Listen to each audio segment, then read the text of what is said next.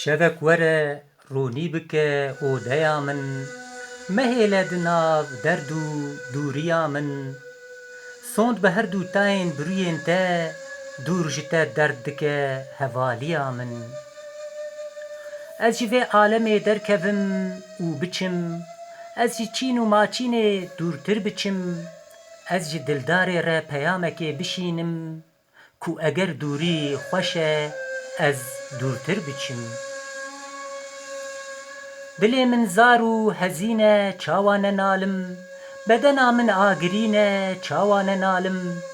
Ji min re dibêjin tu pir zêde naliyayî, mirina min dikemîne, çawa nenalim. Hemû cîhan tijî erd e, çi bêjim, mîna min dil tijî derd e, çi bêjim. Li qontara elwendê simbil çandine, ew jî ji bextê min zer e, çi bêjim.